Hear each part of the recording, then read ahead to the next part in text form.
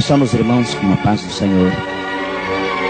E os amigos que porventura estão ouvindo esta gravação, prestai-vos atenção para servir, para a experiência para a sua vida. Em primeiro lugar, eu quero vos dizer, meu nome é Jorgeval Francisco da Silva, 34 anos de idade. Por misericórdia de Deus, moro ali na cidade de São João do Ivaí. Tenho como meu pastor-presidente, pastor Daniel Lagos. E nessa oportunidade, eu gostaria de passar a contar meu testemunho, minhas experiências, que foram mais ou menos assim. Com 7 anos e meio de idade, eu fui morar na cidade do Paraná por nome de Foz do Iguaçu. Chegando ali, o meu irmão mais velho, por nome Paulo Gomes da Silva, aceitou a Jesus como seu Salvador. Em seguida, ele ganhou toda a minha família para Jesus, inclusive eu. Fui para a igreja com meus pais alguns meses, mas não gostei do barulho, me incomodava o barulho. Então resolvi deixar a igreja. Chamei o meu pai e disse: pai, eu não vou mais com o senhor para a igreja, porque não gosto do barulho e não me adapto, não gosto. O meu pai disse: filho, se você é sustentado por mim, come do meu feijão e dorme na minha casa, tem que me obedecer. Se você não me obedecer, eu sou obrigado a te mandar embora de casa. Meu pai era novo crente e não tinha experiência. Não soube conversar comigo. Irmãos, a minha mãe interferiu na conversa. Meu pai não obedeceu, não ouviu. E eu peguei um saco de arroz vazio de 5 quilos, coloquei algumas peças de roupas dentro e fui embora de casa. Sem destino, comecei a andar de um lado para o outro. Não andei muito tempo. Encontrei com um homem que já me conhecia porque eu brincava com seus filhos. E esse homem se chamava Paulo de Oxóssi. Eu perguntei, ele falou: para onde você vai? Eu iria chorando porque não tinha destino. Eu ia chorando. E ele falou: eu conheço você, você é filho do seu Antônio, não é? Eu disse: sim. Para onde você vai? Eu falei: olha, o meu pai me expulsou de casa. Meu pai passou para a lei dos crentes e ele me expulsou de casa. Aquele homem disse: olha, vamos morar comigo, vamos lá para casa. Ele me levou para um bairro chamado Jardim São Paulo, em Foz do Iguaçu. Fui morar com aquele homem. Ao chegar ali, eu percebi que ele tinha um centro espírita, porque vi várias imagens. Eles chamam lá de congá, ou altar. Eu vi aquelas imagens, comecei a princípio a achar bonito. Santos de todos os tamanhos, imagens grandes e pequenas, pretas, e vários tipos de imagens. Ali tinha vários garotos também, mais ou menos da minha idade, moças e moços. Eu perguntei para ele: vocês moram aqui? Porque tinha vários quartos naquela casa. E eles falaram: sim, nós moramos aqui. Somos garotos abandonados que nossos pais saíram de nossas casas e estamos morando aqui com o Padre Paulo. Ele é muito bom pra gente. Eu falei: e esses santos e essas imagens? Ele falou: não, é porque aqui é uma casa de espírito, é um centro espírita. E me mostraram uma placa, não tinha observado uma placa. E a placa dizia: tenda de Umbanda, Caboclo 7 Flechas. Queridos irmãos, apesar da minha pouca idade, eu achava interessante aquilo, não sabendo o que o diabo iria fazer comigo mais tarde. À noite, todas aquelas crianças sumiram, inclusive as moças. E eu perguntei para o Padre Paulo: aonde foi todos? E ele me disse: foram se virar, você vai aprender a fazer isso também. No outro dia cedo eu acordei, e aqueles amiguinhos que eu tinha acabado de fazer amizade com eles, estavam dormindo, acordaram bastante tarde. Eu, curioso, perguntei: por que é que vocês chegaram muito tarde? E eles me disseram: nós estávamos na rua, trabalhando. Que serviço? Perguntei para uma das moças. aparentando 14 anos. Ela me disse, olha, eu sou uma mulher de programa, faço programa. Mas o que é programa? Eu perguntei. Ela sorriu e disse, se é novo, eu não pode saber essas coisas ainda. Comecei a pegar a confiança deles. E eles começaram a me explicar o que é programa. Quando eu entendi o que era um programa, me interessei por aquilo. Eles me ensinaram a roubar, aonde fumei meu primeiro cigarro de maconha, antes de completar 8 anos de idade. Queridos irmãos, teve uma sessão espírita, aonde eles me levaram para participar. Tinha ali amigos, e eles tocavam um instrumento, no espiritismo eles chamam de atabaque. Eu achei importante a maneira qual o irmão, aquele garoto tocava aquele instrumento. Você me ensina? Perguntei para ele. Ele disse, eu te ensino sim. Ele começou a me tocar o atabaque. 3 meses depois, para a surpresa de todos, eu dominava perfeitamente o instrumento, tocando todos os ritmos e os pontos, como eles chamam. Eles começaram a me ensinar a cantar pontos, para eu me tornar um gangue puxado do terreiro. E eu gostava daquilo, porque a gente bebia, fumava. Eu com 4 meses ali já aprendi a fumar, a beber e a fumar meus primeiros cigarros de maconha. Um dia eu estava tocando dentro do centro, em um trabalho de crianças, ou de herê, como eles chamam, ou de Cosme e Damião. Quando eu estava tocando aquele trabalho, eu estava vestido numa camiseta vermelha e uma calça branca que o centro tinha me dado. Meus pais não sabendo aonde eu estava. Minha mãe me procurando, não sabia. Eu estava dentro daquele centro quando de repente entra um homem bastante alto. Ele desce com uma capa preta em seus ombros, dirige a mim, com os olhos fechados, e diz, olha, eu vou cantar e você toca. Eu falei, tá bom. Mas ele começou a cantar em uma língua qual eu não entendia. Eu não sabia o que ele estava cantando.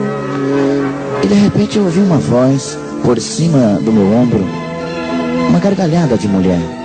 Aquela gargalhada bastante longa, uma gargalhada assim escandalosa, dizemos assim. Eu não sabia e não entendia. E de repente aquela mulher me disse, filho, toque o que eu cantar. E ela começou a cantar um ponto a qual eu conhecia. Era um ponto conhecido ali do terreiro. E eu comecei a tocar conforme ela cantava. Aproximadamente 20 minutos. Ela cantou vários pontos que eu conhecia, da linha de Queto, do candomblé, da umbanda, da quimbanda. E ela foi, conforme ela ia cantando, eu ia acompanhando. De repente aquele homem todo suado, de cor, vira para mim e diz, garoto, quem te ensinou a tocar esses 9 pontos? Eu disse, ninguém, eu sei tocar, eu aprendi. Aquele homem dá uma gargalhada e diz, esse menino acabou de tocar os 9 pontos africanos. Só existe 6 cambono, 6 ogã em todo o Brasil que toca desse jeito. Ele domina perfeitamente. Esse menino é um filho de Abaluaê e precisa desenvolver urgentemente. Queridos, começou nesse dia uma escravidão em minha vida, a qual alguns anos depois eu me arrependi, mas não tinha mais como voltar. Mas continuei. Passado 3 dias, o pai de santo disse, Jorge, você precisa desenvolver. Você precisa me arrumar 7 bodes. Eu não sei onde você vai arrumar. Converse com seus amigos, ele vai ter que conseguir para você. Você vai ter que me arrumar 100 galinhas, todas pretas. Franga, frango, galo. Sendo preto, resolve. Eu comecei a roubar. Não podia ouvir uma galinha gritar que eu já ia observar se era preta para roubar. Não podia ver um cabrito naquela região berrar que eu já ia ver se era preto para roubar. Passado 4 meses, eu tinha conseguido roubar 7 bodes e mais de 100 galinhas. Dei tudo para o pai de santo. Ele me disse, agora você está preparado. Rasparam minha cabeça. Eles compraram uma esteira e colocaram dentro de um quarto, não mais do que 2 por 2. 72 velas acesas dentro naquele quarto. Fizeram um tridente, uma espécie de um triângulo em pé. E depois da matança, que ele chama, do sangramento dos animais, eles mataram todas aquelas galinhas e fazia eu morder na cabeça daquela galinha e chupar o sangue e dar para os demônios o fígado cru. Ao matar o 7º bode preto, ele berrava e gritava semelhante a uma pessoa. Horríveis gritos. Eu me apavorei porque era uma criança. Eles me deram uma droga para tomar misturado com sangue, chamado abô, que é o mesmo banho de descarrego que eles chamam. Eles dão banho de descarrego nas pessoas para descarregar. E diz que eu tinha que beber aquela droga. Bebi aquela imundície, parece que me deu mais coragem. Sangrei o bode, acabei de sangrar o bode, abri ele pelas costas, começando pela parte da cabeça, do pescoço. Abri aquele animal e eles mandaram eu tirar. Eu não me recordo se foi o coração ou o fígado. E eu tomei com pinga. Muito horrível, mas tomei. Depois me levaram para o quarto, todo sujo de sangue, com o resto dos animais, galinhas mortas. Dentro daquele quarto eles me cobriram com pena, um pelo de bode, pedaços de carnes, pedaços daquelas coisas, e me obrigaram a me deitar ali. Me cobriram com um pano e falaram que eu tinha que suportar 7 dias. Aguentei a primeira noite, não suportava de dor no corpo. A terceira, quarta, quinta noite, eu me desesperei e gritava: pelo amor de Deus, me tiram daqui, não deixa eu sofrer tanto, me tira daqui. Quando eu falava pelo amor de Deus, eles pegavam uma planta por nome Espada de São Jorge e me batia e dizia que eu não podia mais falar no nome de Deus. Meu Deus, agora era Baluaê. Meu Deus, agora eles falavam que era Tranca-Rua das Almas. E eu falava: eu não quero mais, eu quero parar. Mas eu não podia me levantar devido ao tridente que estava bem próximo de mim e as velas. Conforme eu me virava, esquentava. Eu coberto com aquele pano com as mãos amarradas. Na sexta noite, eles permitiram que eu virasse de bruço. Também não suportei muito tempo. Eles permitiram que eu sentasse. Eles cortaram um coco no meio, eles chamam de coité. A minha alimentação era sangue apodrecido. Eles traziam aquela imundície para mim. Eu tapava o nariz porque tinha um cheiro muito horrível. Eu engolia umas pelotas amargas. Eu engolia, quando batia no estômago, me dava uma queimação muito grande. Me dava aquela dor no estômago. Eles pegavam e sangravam galinha e me mandavam beber o sangue fresco. Um cheiro horrível também. Um filho de santo, que nem é chamado, ou médium, disse para mim: pai, aguenta. Não precisa chorar e nem gritar tanto. Aguenta, falta só 2 horas. A melhor notícia que eu recebi. E eu pensava comigo: quando eles abrirem uma porta, eu quero sair na carreira e eles não vão me pegar nunca mais. Como que eu pude entrar nessa? Eu pensava. Por que eu não ouvi meu pai? Mas lá fiquei. Passadas 2 horas, eu vi através do pano que vinha chegando gente. Rodearam, eu estava deitado no chão, quando de repente ele disse: levanta. Eu me levantei, não consegui, porque estava fraco e desnutrido, perdi a força das pernas. Amparado por 2 filhos de santo, que eles chamam, fui introduzido a uma sala. Várias pessoas de um lado e de outro. De um lado, pessoas vestidas de vermelho, do outro lado, as pessoas de preto. Eu não entendia nada daquilo. Só sabia que era uma sessão espírita e que eu estava fazendo a cabeça para a Umbanda, ou raspando a cabeça, como eles chamam. Ao chegar naquele quarto, naquela sala grande, cheia de pessoas, eles não permitiram que eu tirasse o pano da minha cabeça. Pediram para que eu olhasse para o congá.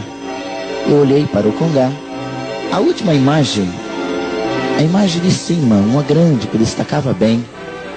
Aquela imagem, ela se transformou em um pássaro, mais ou menos que nem uma galinha grande, ou um galo grande.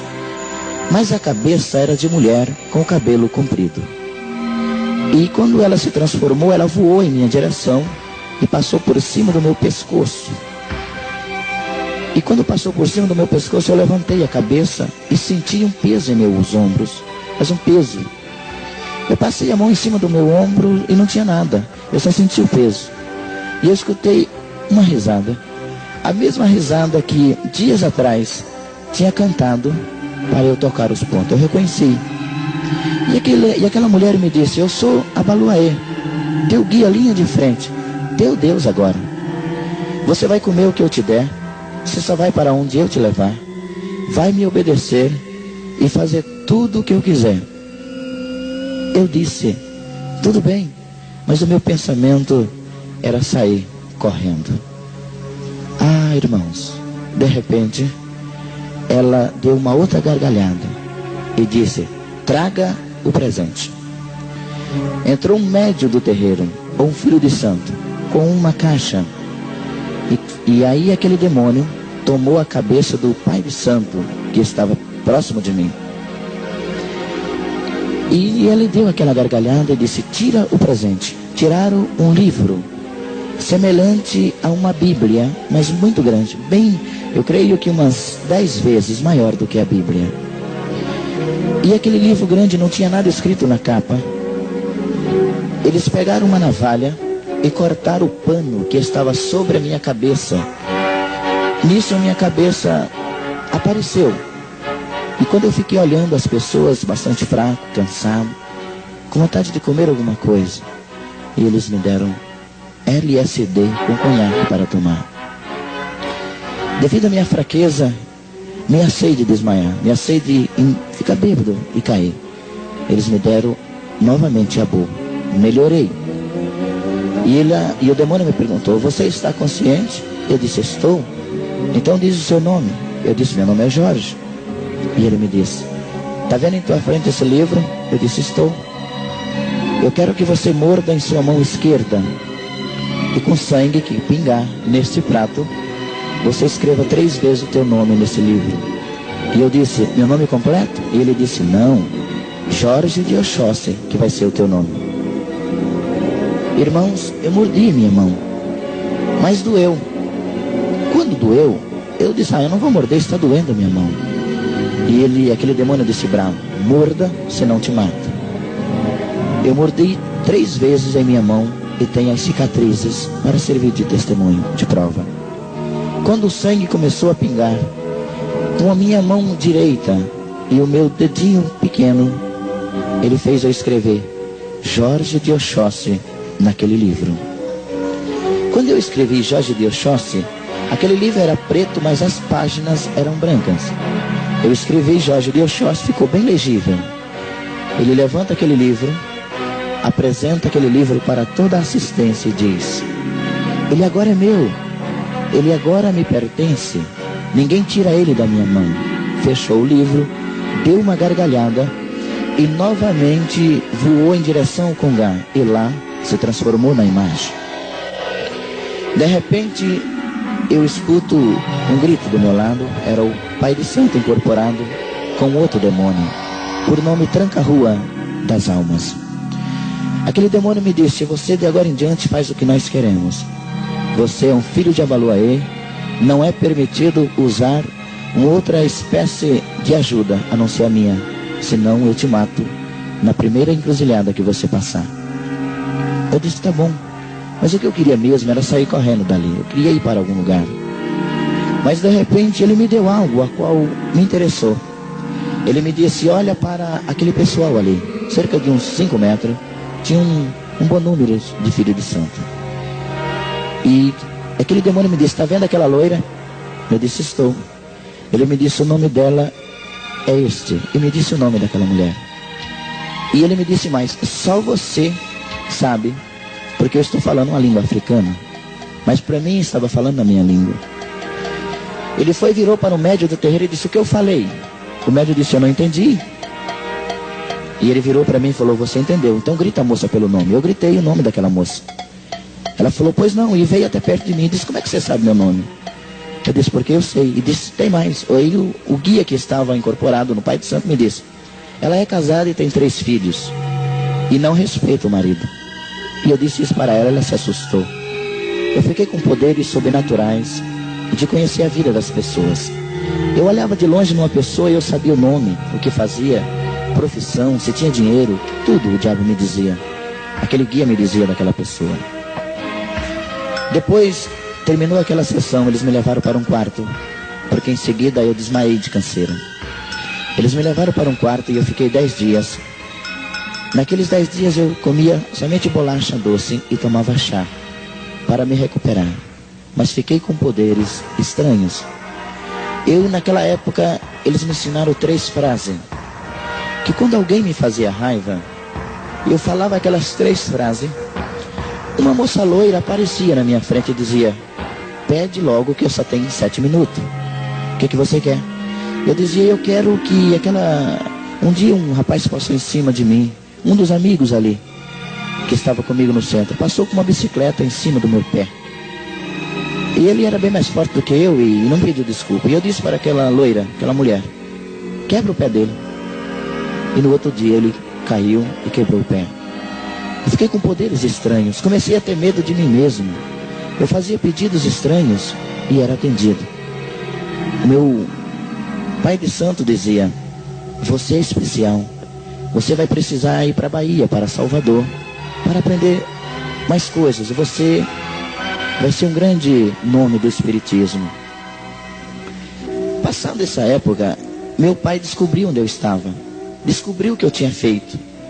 Meu pai correu naquele centro espírita e pediu a mim desculpa. Filho, desculpa, vamos voltar para casa. Eu errei, não tinha experiência e eu já tinha aprendido a fumar, a beber bebidas fortes, a me drogar. E já tinha feito cabeça. Eu disse: pai, eu não vou mais para casa. Eu gosto daqui, o senhor me tocou, não volto mais. Meu papai voltou e procurou o pastor e foi com um pastor lá. Também não conseguiu mais. Eu já era um alcoólatra, apesar da pouca idade. O pastor vira para meu pai quando já tinha esgotado as chances de me levar de volta. E disse: irmão Antônio, só tem um jeito. Entrega teu filho para Jesus e ele resolve, ele tira teu filho daqui. Eu ouvi essas palavras e nunca vou esquecer. Eles entraram no carro do pastor e foram embora. Naquela noite foi uma festa no centro, pois para mim foi uma vitória. Depois eles me levaram para as encruzilhadas, fazer as provas, para ver se realmente eu era e tinha sido aprovado pelos guias. Nas encruzilhadas eu fui fazer prova para os Exus, fui fazer provas para os Pombagira. Na outra noite em seguida, eles me levaram para a cachoeira, trabalho de Oxum, que ele chama de Xangô, a pedreira. Uma altura de 6 metros, eu me jogava em poucos centímetros de água e não me feria. E eles falavam: esse garoto vai ser especial, ele vai ser bom. Depois me levaram para as matas, desenvolver a linha do povo das matas, que eles chamam de caboclo, Jurema e os caboclos das matas. Depois esperamos a sexta-feira e eles me levaram para o cemitério, aonde pela primeira vez na minha vida, antes de completar 10 anos de idade, violei uma sepultura. Ali em Foz do Iguaçu existe um bairro chamado Rincão São Francisco. Eles me levaram para um cemitério que tem ali. Ao chegar naquele cemitério, um cemitério bastante... Eles agora fizeram um cemitério novo, perto do centro. Agora não, cerca de alguns anos. Naquela época o cemitério estava, parece que abandonado. Mas até hoje eu ainda me recordo do lugar. Nós chegamos ali, era 11h30 da noite.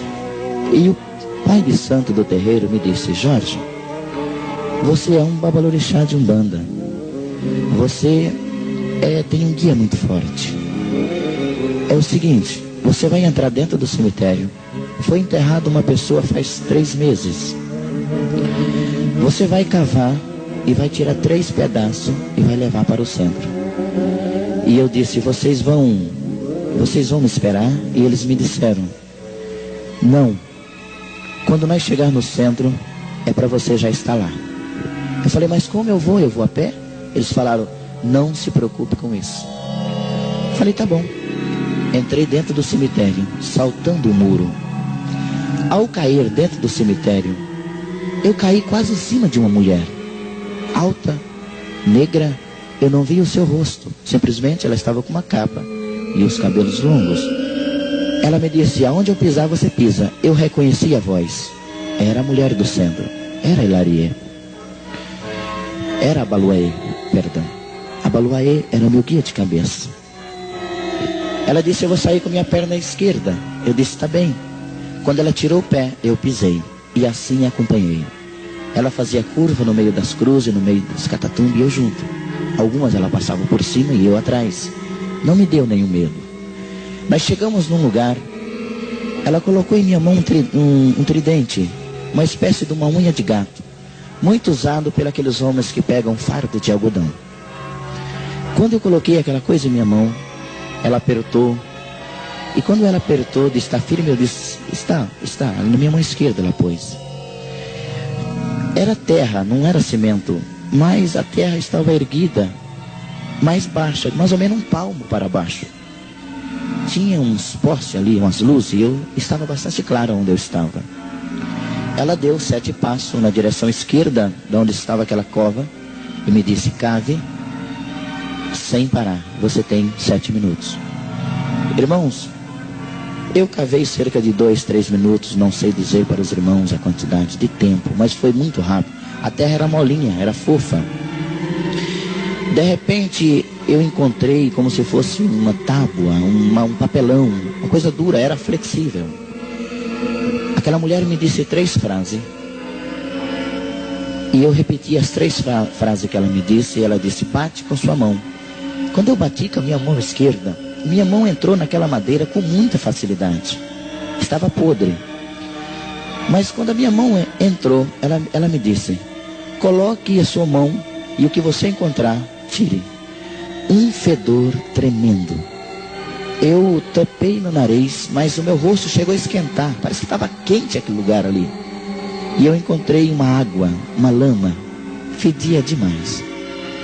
Peguei 3 ossos, 3 pedaços. Um deles bastante grande. Fedia muito. E quando eu peguei, ela me disse: enterre novamente. Eu deixei aqueles ossos lá de fora e novamente enterrei o buraco que tinha feito. Ela me disse: corre. Eu corri. Quando eu cheguei perto do muro, por onde tinha entrado, ela me disse: salte por lá de fora. Não perca esses ossos. Eu disse: tá bom. Saltei o muro por lá de fora.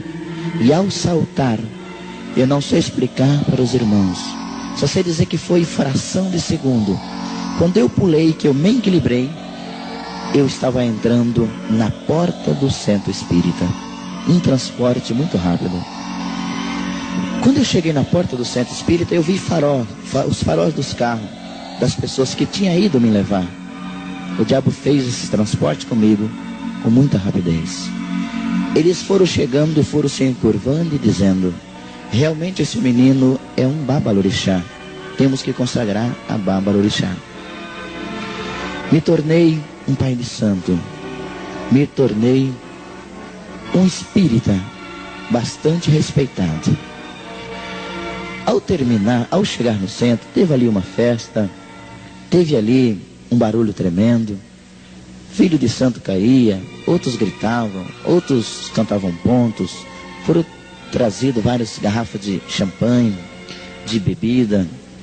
E foi ali uma tremenda festa naquela noite. Mas ficou em minha mente marcado. E eu pensava: o que eu sou? O que está acontecendo comigo? Cada 3 dias eles raspavam minha cabeça. Cada 3 dias eu tinha que tomar banho de abô. Não poderia mais me alimentar de arroz e feijão. A minha alimentação era fígado cru. A minha alimentação era fígado sem fritar, fígado cru com sal grosso. Algumas vezes, muitas das vezes sem sal. Mas o que está acontecendo? O que eu irei me tornar? Essa era a minha pergunta. Mas atrás de mim, 2 joelhos. Desde aquela época, o meu papai orando por mim. Ele orou 23 anos por mim. Até que Jesus me salvou.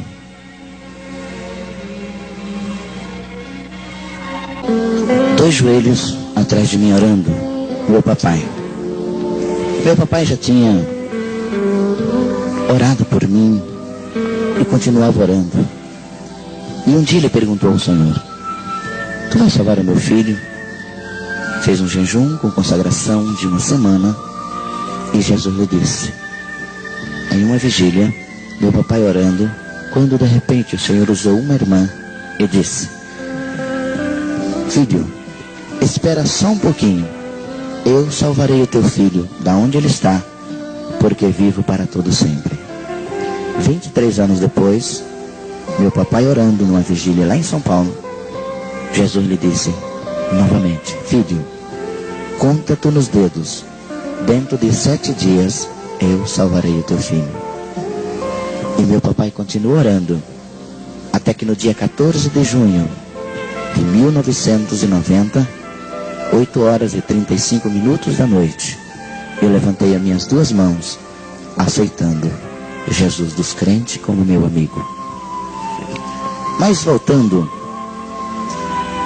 quando terminei de fazer esse trabalho lá no cemitério, e terminou toda aquela festa, eles falaram: agora você precisa ir desenvolver o candomblé, e tem que ser na Bahia, porque o teu guia é muito forte. Aqui não tem como, tem que ser lá em Salvador.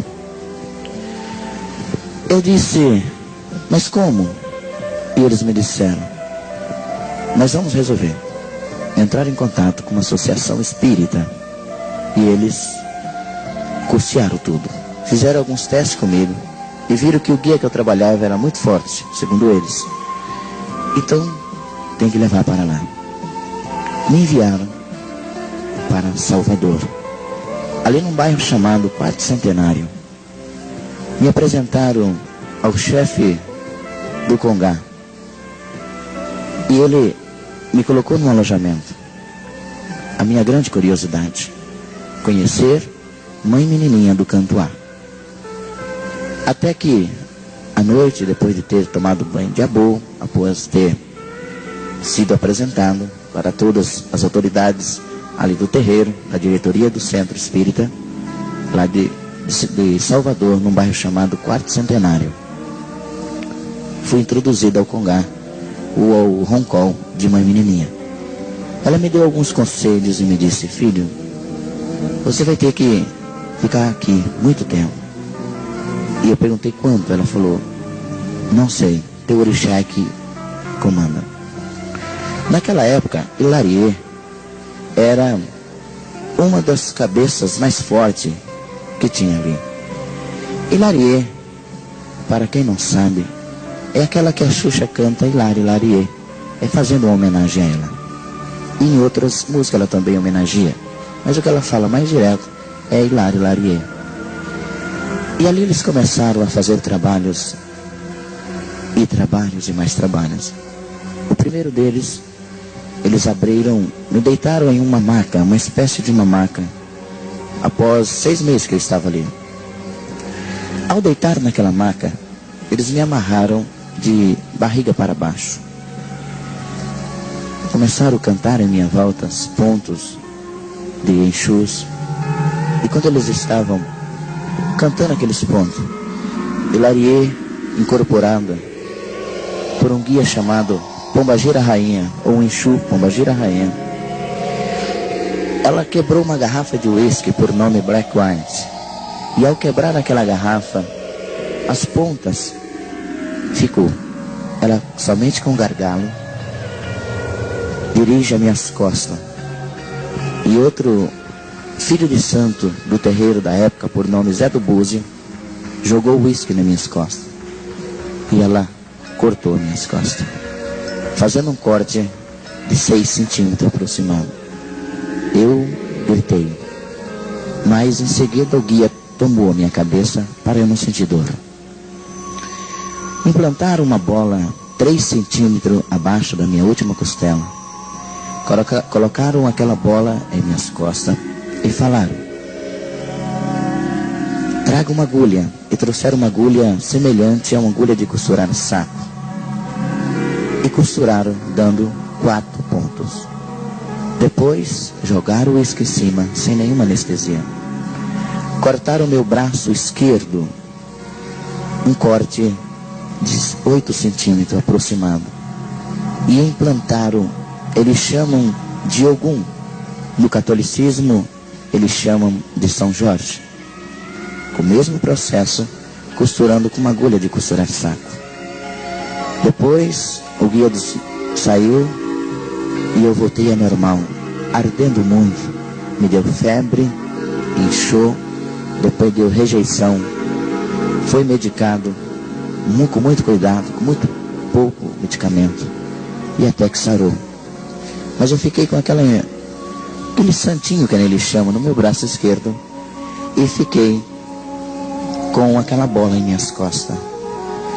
Agora, tudo que eu queria, falava 3 frases, e ao término das 3 frases, aquela mulher agora aparecia de várias formas para mim. E dizia: o que é que você quer? Eu dizia: eu quero brigar e quero ganhar. Ela falava: tudo bem. Eu escolhia uma pessoa bem mais forte do que eu. Lá na Bahia ele chama de trocar soco, para ver quem era o melhor. Roda de amigos. Eu saía na rua procurando as pessoas fortes para trocar murros. É uma brincadeira que eles têm ali na praia. Encontra um e fala, e desafia ele. E cada um dá um soco e vê quem fica de pé. Eu sempre desafiava para as pessoas dar o primeiro soco. E quando a pessoa dava o soco, eu incorporado, somente tirava alguns centímetros da cabeça para fora. Para trás, recebendo o impacto, não doía, parece que ele estava adormecido. Em seguida, eu dava um tremendo murro, segundo os meus amigos e um rapaz de uma academia, de 143 quilos. Era um soco quase mortal. Se pegasse diretamente na cabeça, matava. Eu sempre batia de lado, adormecendo e levando o meu oponente a desmaiar em seguida. Fazendo brincadeiras no meio da rua, ali em Salvador, desafiando as autoridades. Era menor de idade e desafiando as autoridades. Comecei a me tornar um delinquente e comecei também na vida do crime nessa época. Aprendi a jogar navalha, capoeira. Fiquei 3 anos fazendo artes marciais, que eles chamam de Kung Fu. Fiquei extremamente violento. Brigava e nunca perdi uma briga. Aconteceu também nessa época meu primeiro homicídio, dentro de um restaurante, em uma praia. Ali, desentendi por causa de uma mulher de vida fácil. O rapaz que estava com ela partiu em minha direção. Eu saquei de uma arma que tinha ganhado de presente, um Magnum 357, uma arma especial importada, e dei 3 disparos. Em seguida, pelos demônios, rapidamente cheguei ao centro espírita. Cheguei ali ao centro, tudo foi encoberto. Não fui apanhado, mas me tornaram um homicida. Comecei a achar que matar as pessoas era fácil. Comecei a achar que era gostoso. Comecei a pegar fama. Apesar dos conselhos de mãe e menininha do canto A. Filho, cuidado. Cuidado, porque se você não tratar direito dos guias, eles judiam de você. Muito cuidado. Nessa época, eles acharam por bem, entrando em contato com uma associação da época do Rio de Janeiro e de Salvador, resolveram que eu tinha que desenvolver mais uma vez a cabeça para o candomblé, e tinha que ser na África. Conseguiram toda a minha documentação falsa. Me enviaram para Kauawa. Ao chegar ali, estranhei o clima porque é muito quente. Mas me adaptei rápido com os amigos que fiz ali. Dificilmente entendia a língua deles, mas os guias me traduziam para mim, então ficou fácil. Ali fui obrigado a comer vísceras humanas. Ali era obrigado, aquele lugar onde eu estava, bastante pobre, frequentemente morria pessoas. À noite nós iríamos buscar o cadáver para fazer trabalhos para os demônios. Tornei-me um perigo para a sociedade. Comecei a ter sonhos, ser rico, ter fama, ser ator, quem sabe trabalhar em televisão. Sonho de garoto na minha adolescência. Ao retornar, fiquei ali 1 ano, 2 meses e 26 dias. Ao retornar, eles falaram para mim: você vai ter que ficar um certo período no Rio de Janeiro para aprender algumas coisas. Eu morava em Foz do Iguaçu na época, ou estava no centro de Foz do Iguaçu. Mas fui impedido, tive que ficar em Salvador. Fiquei ali aproximadamente 4 anos, faltando apenas 3 dias para completar 4 anos ali. Mas um fato me chamou a atenção ao término dos 4 anos. Recebi toda a documentação. Agora era um pai de santo. Quando é um pai de santo normal, ele se chama pai de terreiro, ou pai de santo mesmo. Mas quando ele desenvolve, principalmente na linha de Queto, que é o mesmo candomblé, e ele tem coragem de dormir dentro do cemitério às 7 noites, que é a lei do pacto, ele se torna especial e dá-se o nome de Babalorixá. Mas para me tornar um Babalorixá, precisava de fazer uma coisa.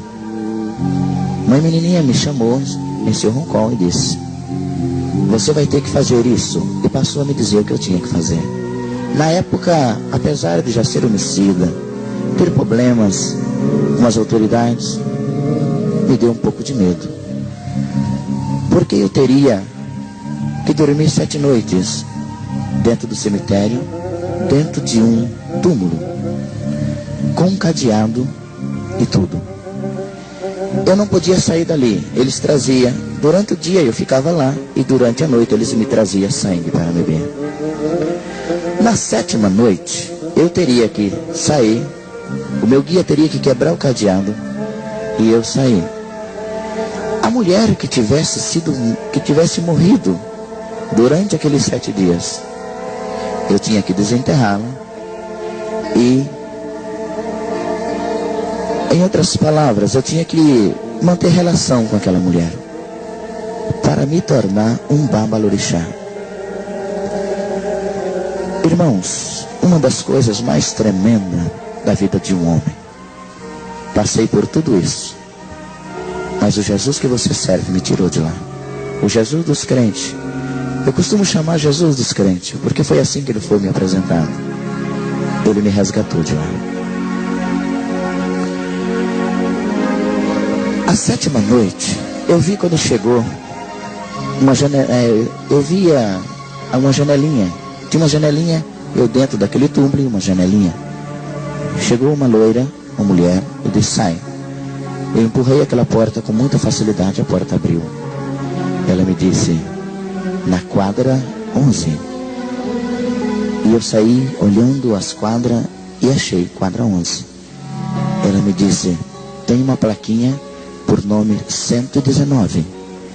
Desenterre, é uma mulher, e deite com ela. Como pior do que um animal, eu cavei. Tirei o caixão para fora. E ao tentar tirar aquele corpo, estava já apodrecendo. Um fedor tremendo. Uma coisa horrível. O diabo fez eu fazer aquilo. Ao terminar, ele fez eu colocá-la de volta. Colocar no mesmo lugar, cobrir do mesmo jeito e em direção ao terreiro. Uma das piores coisas da feitiçaria, eu creio, não sendo, ou por que não arriscar dizer, uma das coisas mais difíceis do pai de santo fazer. Mas eu era escravo e tinha que obedecer. E se eu não obedecesse, eles me matariam, como eles diziam. Se você não fazer, na próxima encruzilhada, te matamos. E eu pensava, sou um escravo? Quando isso vai terminar?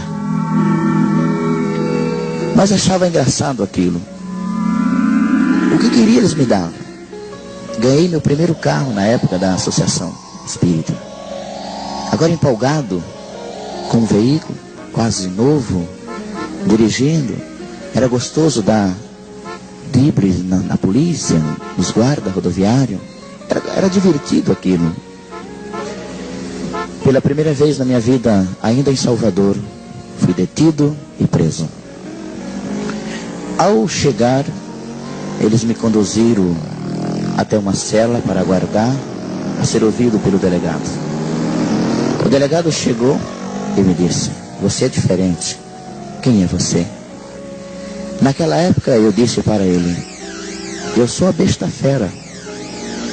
E ele me disse, vote, eu sou católico. E eu disse, doutor, eu preciso ir embora, por bem ou por mal. Os meus guias, eu não sei se por rebeldia, me abandonaram durante 9 horas. Procurei os poderes do espiritismo, foi neutralizado. Eles agora me diziam, você vai precisar de uma lição, está muito empinado, acha que pode fazer tudo sozinho, né? Vai sofrer as consequências. Aquele delegado mandou 2 policiais me acalmar. Eles me levaram para um quarto e me bateram até cansar. Eu agora não tinha mais aquele poderio de um soco mortal. Eu agora não poderia tirar minhas algemas dos meus braços. Eu agora procurava meus guias e eles não estavam. Me abandonaram. E eu só escutava eles falando, você precisa aprender uma lição. Apanhei bastante ferido. Quando deu aquele período, eu senti as forças novamente, os guias chegaram. Com muita facilidade, saí da onde estava preso. O delegado tinha ido embora e somente estava o plantão, que nele chamam. Quando aquele moço me viu em sua frente, eu me incorporei. Já tinha aprendido a materializar-se o demônio. Ele me viu materializado com o demônio. Ele assustou-se e levou a mão em sua arma. E eu disse, puxa. E ele ficou me olhando tremendo, com sua arma tremendo. Eu disse, dispara. Ele não disparou. Eu caminhei lentamente em sua direção. Ele ficou inerte. Ele ficou parado como uma estátua e eu tirei a arma da mão dele. Virei a arma contra ele e disse, eu podia te matar, mas não vou fazer isso. Somente deixo um recado. Eu sou a besta fera, não me procure. Mas eles sabiam. E naquela mesma noite, o delegado foi avisado. E eu fui novamente detido dentro do centro. Eles respeitavam muito, respeito até hoje. Uma menininha fez eu sair, mas eu só fui lá, fui ouvido, não perdi mais os poderes satânicos, novamente retornei. Ela me disse, você está preparado, agora pode enfrentar a vida. Eu falei, está certo. Passaram 3 noites, fizemos o trabalho de despedida. Era mais ou menos 1h da manhã, quando eu fui liberado para descansar. Eu ganhei uma passagem aérea de Salvador ao Rio de Janeiro. Precisava ficar ali alguns dias e depois iria para Foz do Iguaçu, aonde eu estava passando ou estava morando. Ao deitar, que eu adormeci devido à canseira, à bebida, à droga. Nessa época eu já era viciado em 4 espécies de drogas. Nessa época já era dependente das drogas e da bebida alcoólica, das bebidas alcoólicas. Assim que eu adormeci, chegou o cambono do terreiro. É uma espécie de secretário do centro espírita.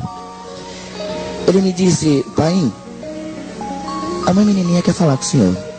Eu disse, mas espera um pouco, eu tive até agora há pouco com ela. E agora ela manda me chamar de volta, precisa descansar, eu tenho que embarcar às 6 horas da manhã. Eu me lembro que o meu voo era às 6h07 da manhã. Eu disse, eu preciso descansar, estou cansado. Ele me disse, é melhor o senhor obedecer. Eu levantei pus a minha guia, porque nenhum filho de santo poderia se apresentar diante dela sem as guias. Passei primeiro pelo congá, bati cabeça, chamei firmeza. Eu tinha o corpo fechado já nessa época.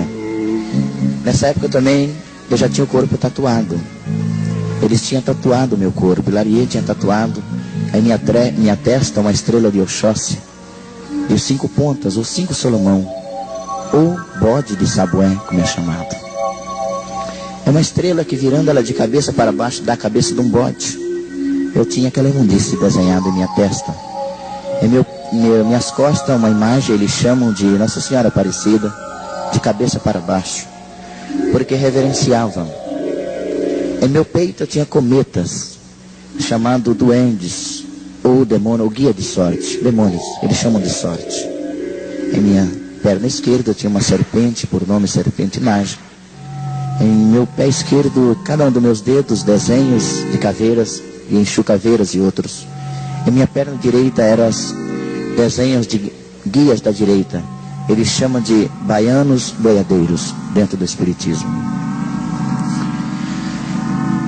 Ela me disse, quando eu cheguei no jardim, ali, várias pedras tem ali naquele jardim. Ela me disse, olha, eu preciso te dar o último conselho, filho. Eu falei, pois não. Mas a senhora já não me ensinou tudo, mãe menininha? A senhora já não me disse tudo? Ela falou, falta um. Eu preciso te dizer uma coisa. Por acaso, você já viu aí pela cidade um pessoal que a turma chama de crente? Eu disse, já, é um pessoalzinho meio chato, né? Um pessoalzinho que não conversa com a gente, parece. É um pessoalzinho, parece pobre, feio. Ela me disse, é esse mesmo. É uns que andam com os livros. Eu disse, eu já vi sim. Ô filho, meu conselho é que você nunca confronte um deles. Eles são nossos inimigos. Eles não gostam de nós. Eles não gostam de nós. Então meu conselho é para você nunca se envolver com um deles. Nunca fazer negócio com crente. Nunca dê carona para crente. Nunca viaje no mesmo veículo que viajar um crente. Nunca visite crente. Olha, é melhor você deixar esses crentes para lá. Nunca ter contato com eles. Eu disse, mãe pequeno, espera aí um pouco. Eu não sou um babalorixá de Umbanda. Eu não tenho poderes sobrenaturais, atravessar uma parede de um lado para o outro, aparecer na frente das pessoas e desaparecer. Eu tenho poderes de dar uma ordem. Por exemplo, eu piso no chão, no rastro de uma mulher, e ela volta onde eu estou. Eu tenho poderes no meu anel de tocar em uma pessoa e ficar 2, 3 dias a marca vermelha. Ficar a marca vermelha, 2, 3 dias depois uma ferida, e só sara se eu dar o passe. E agora a senhora está dizendo para mim ter medo e respeitar os crentes? A senhora está dizendo que é para mim ter medo dos crentes? Ela me disse, filho, nunca subestime um crente. O crente, ele não anda sozinho. Alguém anda com os crentes, eu não sei quem é. Só sei que é um orixá muito forte que anda com os crentes. E você não consegue derrotar um crente, não. Se você desafiar um crente, você vai perder.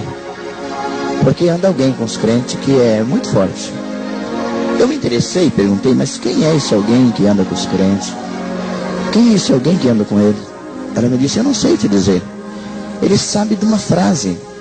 Os crentes, eles sabem de uma frase que eles apontam o dedo para a gente e gritam essa frase. E se algum deles apontar, pode ser o mais simples, pode ser o mais feio deles, pode ser o mais novo deles. Se eles apontassem o dedo para você e dar um grito, você é derrubado. Você não consegue chegar perto deles porque se manda lá para trás. Eu disse, que é isso, mãe menininha? Eu não acredito nisso. Eu sou um babalorixá e eu acho que eu não sou vencido assim tão fácil. Eu só respeito a senhora e dei lá o nome da hierarquia lá e disse, esses aí eu respeito, mas esses crentinhos não. Ela me disse, pois é. Pois você nunca diga que eu não te avisei. O crente, por mais simples, e usou até um termo assim, por mais bobo que ele seja, se ele for daqueles que vive de joelho, daqueles que vive, eles chamam lá orando, mas chama aqui rezando, filho. Se ele ele for daqueles crentes que gosta de rezar muito, de orar muito, você não derrota ele não. Porque ele tem os crentes têm um orixá muito forte. E é mais forte do que você. Eu não levei aquilo a sério. Eu achava que aquilo era a história dela ou coisa parecida. Ao chegar no Rio, os amigos fizeram uma festa. E ali nós fomos para a Praia do Flamengo. E começamos a beber e divertir. Amanheceu sábado, amanheceu domingo, nós ali naquela festa. Eu tinha me esquecido das palavras de mãe menininha do cantoar. Quando de repente, 9 horas da manhã, roda de samba que eles chamam, e nós ali bebendo, ali eles chamam as mulatas dançando, e nós ali divertindo, eu olho para a ponta da praia e vejo 3 jovens.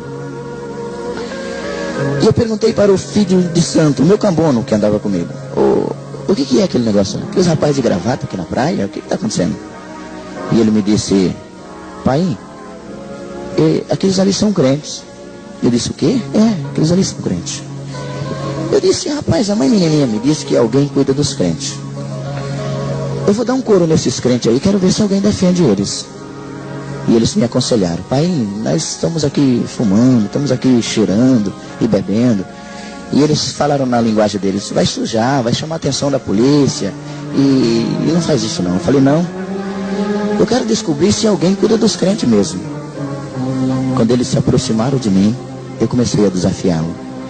Aqueles crentes estavam distribuindo folheto na praia.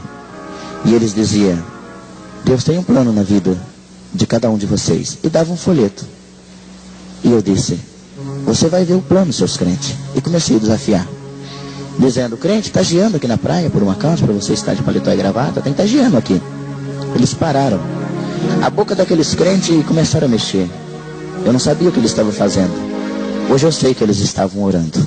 De repente, um dos meus filhos de santo disse aos seus crentes, é melhor vocês ir embora. O homem aqui é babalorixá e ele é perigoso. Você não sabe quem é o homem, não sabe com quem vocês estão mexendo. Quando ele disse isso, um daqueles jovens disse, com toda a coragem, ele disse, mas vocês também não sabem com quem vocês estão mexendo. E ele apontou o dedo para nós. Se alguém apontasse o dedo para mim, ele seria morto, porque eu não aceitava isso. Eu gritei, crente, você vai apanhar e ninguém vai impedir eu fazer isso. Antes de eu terminar direito a frase, aquele crente falou, demônio, quem é você para bater num servo de Deus? Eu sou lavado e comprado com o sangue de Jesus, demônio. Você não pode me tocar. Ele disse meio baixo, eu não ouvi direito a frase. Mas fiquei diferente, estranho, meu corpo parece que ficou diferente. Eu quebrei uma garrafa que tinha na mesa e parti em direção ao crente. Ao passar no meio de 2 mesas, o meu filho de santo me parou e disse, pai, sabe por que esses crentes não correram? Eu disse, é porque eu não cheguei perto deles ainda. E eles me falaram, não, pai, olha direito, tem 2 homens diferentes em volta desses crentes.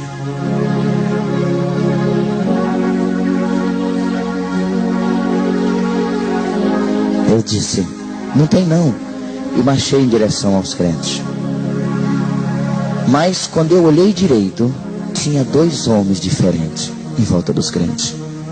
Eu me assustei e o meu guia me disse, corre. Eu disse, não, vou bater no crente. Ele disse, corre.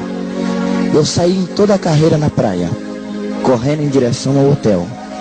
Cheguei no hotel, pedi a chave, entrei para dentro e eles falaram, o senhor está assustado, pai? Eu disse, eu estou um pouco cansado, mas eu estava com medo daquele alguém que estava ao lado dos crentes. Aí eu descobri que com os crentes anda alguém.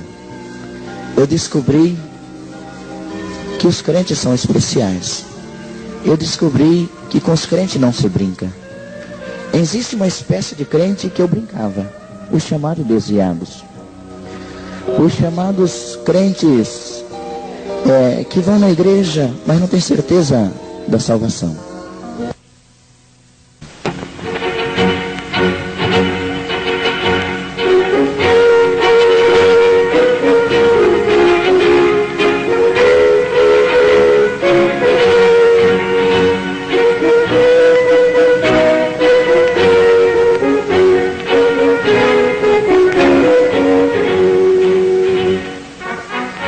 conhecereis a verdade vos libertará. João, capítulo 8, versículo 32. Com esse versículo, meu papai deixou-me muito pensativo. Ao sair do Rio de Janeiro, fiquei sabendo que meu papai estava morando em São Paulo. Então resolvi visitá-lo e procurá-lo. Consultei meus guias e eles me disseram: teu pai está morando em São Paulo, no Hermelino Matarazzo, e me deu o endereço. Mas tem uma coisa, você não pode dormir na casa do seu pai. Você não pode fazer parada na casa do seu pai. Por quê? Eu perguntei. E eles me falaram: esqueceram? Teu pai não pertence a nós. Teu pai tem raiva de nós. E então você não pode. Você tem permissão de chegar lá e não tomar nem água e nem entrar para dentro. Em seguida ir embora. Tudo bem, disse a eles. Irmãos, cheguei na casa do meu velho pai. Ele ficou alegre ao me ver, mas no mesmo instante chorou da minha situação. O corpo inteiro tatuado, meus cabelos compridos, minha barba bastante falhada, também comprida, usando 72 guias no pescoço, usando todas aquelas guias no pescoço, guia de preto velho, de baiano, de Exu, de boiadeiros, povo das águas, de Ançã, de Oxóssi, todas aquelas guias. Meu pai olhou e disse: filho, que situação a sua? E eu disse: pai, eu sou proibido de entrar dentro da sua casa pelos meus orixás. E só passei aqui mesmo para ver os senhores estão indo embora. Meu pai me disse: filho, se você conhecer a verdade te liberta. Eu disse: não, pai, eu sou um espírita e eu não sou um escravo também. Eu sou livre, faço o que eu bem entender. Meu pai disse: você é um escravo, sim. Olha o teu jeito. Isso não é situação para um ser humano, para um homem. Filho, você precisa de Jesus. Eu disse: pai, eu não posso conversar com o senhor. E ele me disse: eu continuarei orando por você. Jesus vai te salvar, filho. Eu não disse mais nada, fiquei olhando para ele e ele me disse: Jorge, você confia nos seus guias? Eu disse: eu confio. Eles são bons? Eles são. O que eles fazem? Aí eu comecei a contar para ele. Ele me disse: então, pergunta para o chefe se ele tem a chave da casa dele. Eu disse: o quê? Pergunta para o chefe se ele tem a chave da casa dele. Eu falei: pai, que pergunta estranha. Ele falou: é lógico que não tem, porque está na mão do meu Jesus. Aí ele me contou uma história. Ele disse que Jesus morreu na cruz do Calvário. E o diabo foi para o inferno fazer uma festa. E quando o diabo estava fazendo essa festa, por comemorar a morte de Jesus, Jesus chegou no inferno e disse: vem aqui. E o diabo se arrastou até os pés de Jesus. E Jesus disse: eu quero a chave da morte e do inferno. Então, Jorge, os teus guias não tem a chave nem da casa dele. Ele não tem a chave da casa dele, porque está na mão do meu Jesus. Eu achei estranho aquela colocação do meu pai. Mas, será que ele estava mentindo? Eu pensava. E os guias falavam: estava mentindo sim, não é daquele jeito. Mas eu pensava: bom, ele é diferente mesmo de mim. Vim para São Paulo, vim para Foz do Iguaçu, fiquei poucos dias, retornei novamente a São Paulo, onde ganhei uma casa lá na Vila Carioca da Associação Espírita. Comecei a montar centros espírita, Campinas, em várias cidadezinhas, São Paulo, no Rio de Janeiro. Fui para o Ceará, lá também deixei 9 terreiros de Umbanda, e vim para o Paraná, algumas cidadezinhas também, montei centro espírita. Ao montar esse centro espírita, comecei a me enriquecer. O diabo começou a me dar coisas. o diabo começou a me dar bens materiais. Eu comecei a ter dinheiro, dólares. Comecei a ser muito respeitado no meio do espiritismo. Porque eu tinha, eles chamavam de entidade muito forte. Eu sabia o nome das pessoas, o que fazia. Ao dar um passe, eu sabia tudo da vida da pessoa. Com isso comecei a me destacar, aparecer em jornal, até mesmo em revista. Eu comecei a ser conhecido e respeitado no meio do espiritismo. Mas a minha vida em si era muito triste. Eu tinha vontade de namorar, de arrumar uma namorada, quem sabe talvez uma mulher. Mas não podia, era proibido, não podia namorar. Comecei a odiar casais de namorado.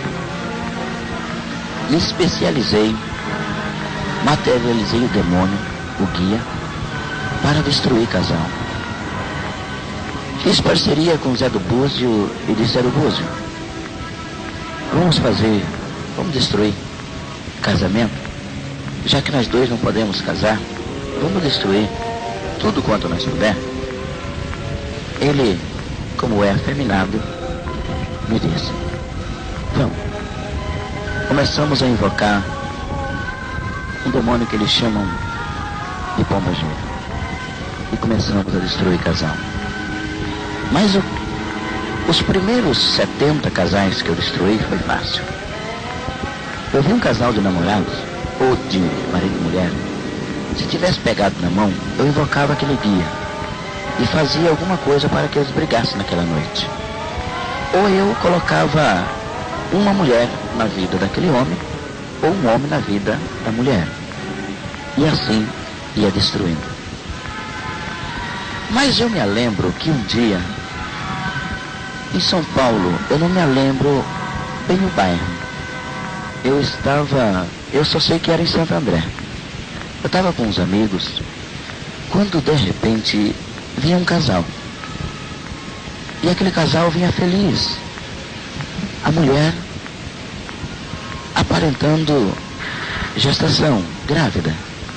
E ele vinha com o braço em cima do ombro daquela mulher, conversando e sorrindo. E veja quanto ele dava um beijo no rosto dela. E eu observando de longe, bebendo uma garrafa de uísque a boca, no gargalo. Não usava copo para beber.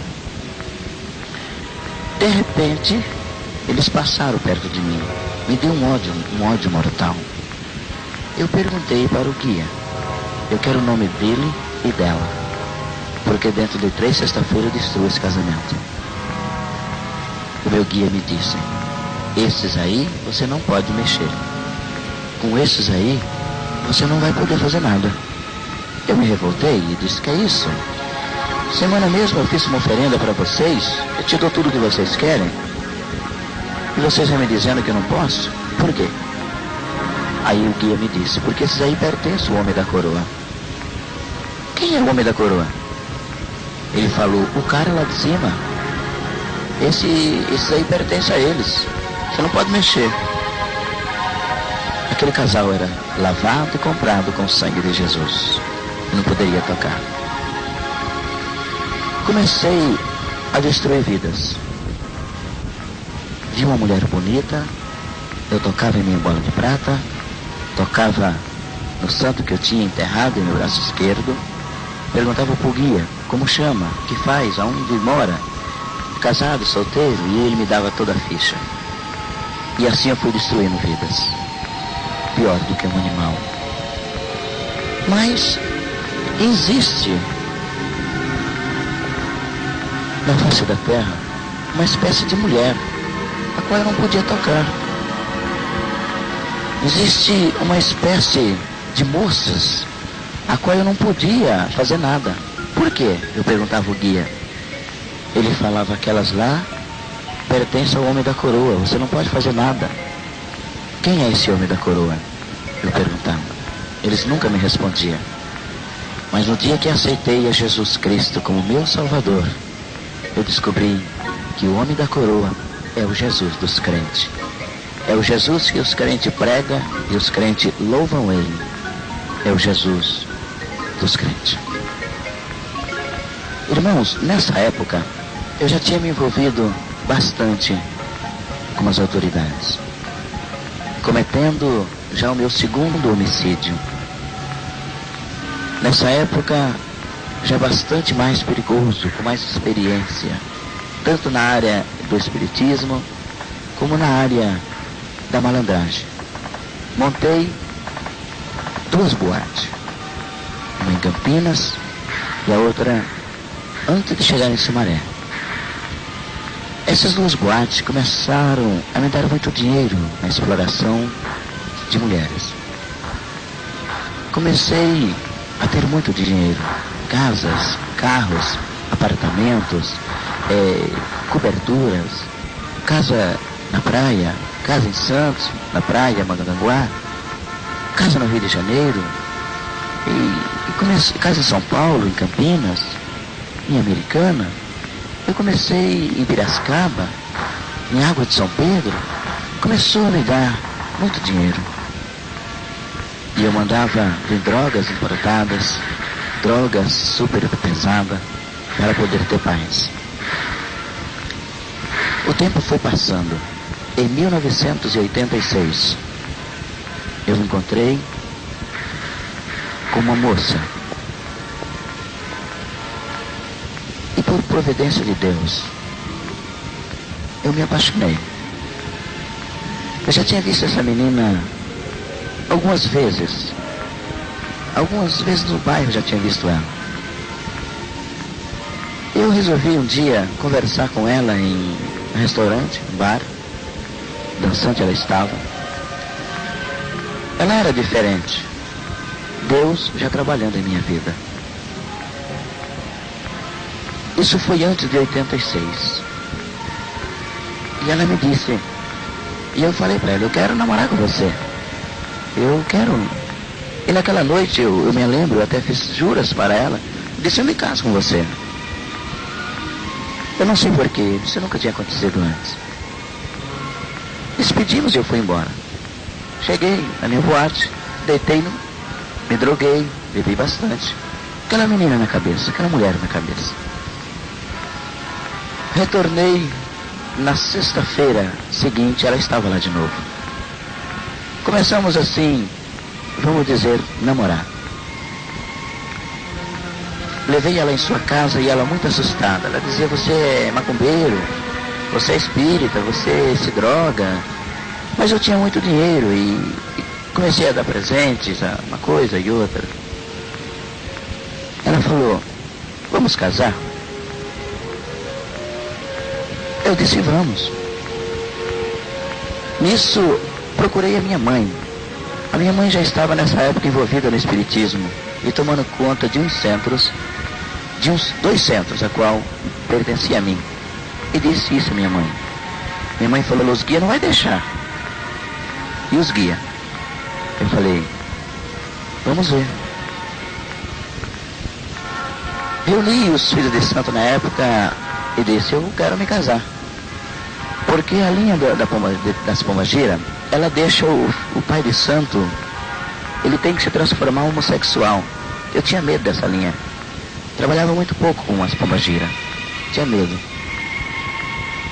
E quando eu comuniquei isso aos Exus, eles falaram, não, de jeito nenhum, você não vai casar, e começaram a proibir. Mas algo foi mais forte, e eu me casei em 86. Casei dia 25 de outubro de 86. Me casei, preparei uma casa bastante aconchegante e disse para ela, aqui você vai ter de tudo. Tudo você vai ter, menos se meter na minha vida. Ela disse, tá bom. E eu continuei a minha vida, viagens e viagens, mais um mês, 15 dias, 20 dias eu vim em casa. E ela, firme. O tempo passou, eu me aprofundei mais. Cometi meu terceiro homicídio. Procurando pelas autoridades, mudando de cara, de documentos, mudando de nome. sempre o Espiritismo me protegendo. Em 1990, no comecinho do ano, eu resolvi ir para o Ceará. Ao chegar no Ceará, fiz amizades ali e resolvi montar um grande centro de magia negra na cidade de Assaré. Mas a cidadezinha muito pequena, não tinha como. Andei para lá, andei para cá, para investir, aqui não vai ter retorno e tal, não vai. E deixei um centro lá assim meio vagabundinho, como eles chamam. Mais pingaiada, mais para beber, mais para farra. Fiquei 45 dias ali. Ao retornar, desci no aeroporto em Viracopos, em Campinas. Peguei um táxi e fui para casa. Ao chegar em casa, eu percebi algo estranho. Minha esposa me recebeu, mas ela disse: não tire as malas do carro, não. Eu quero conversar com você. O que está acontecendo? Perguntei. Ela disse: vem. Entrei na nossa bonita casa e ao entrar, ela me levou no quarto de casal. Tinha uma cama de solteiro. Eu disse: ué, cadê a nossa cama? Ela me disse: eu dei para empregada. Nosso casamento está acabado. Eu não quero mais saber de você. Seu negócio é feitiçaria, é droga, bebida, mulheres. Eu não suporto mais essa vida. E a gente vai se separar, porque eu quero casar de novo. Eu fui para o meu congá. Eu disse para ela: espera um pouco, deixa eu tomar um fôlego, deixa eu dar um tempo, deixa eu firmar, que chama de firmar os pontos. Deixa eu firmar o ponto, depois eu vou embora. Ela falou: tá bom. Eu disse: faz alguma coisa aí pra gente comer. Pedi a orixá, falei: faz alguma coisa aí. Ela falou: a última. Eu falei: tá bom. Mas conforme ela foi para a cozinha, eu comecei a tratar os santos, que eles chamam. Eu tinha um congá na sala, ou um altar, de 173 imagens. Eu tinha 2 imagens da minha altura, que eu tinha ganhado de Larie e outra de mãe pequena do Cantuá, mãe menininha do Cantuá. Aquelas imagens de gesso, aquelas imagens. Eu comecei a limpar, acender as velas, firmar os pontos. E quando eu cheguei no guia de cabeça, por nome de Zebu, eu virei ela de cabeça para baixo e disse: conserta meu casamento. Resolve aí, faz alguma coisa, senão eu não te desejo. Quando eu disse isso, continuei firmando os pontos.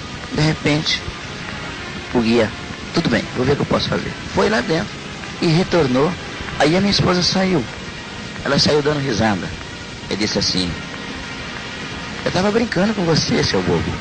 Eu queria ver a sua cara. Eu queria ver como é que você ia reagir. Para os irmãos ver como eu a dominava. Mas de lá Jesus me tirou.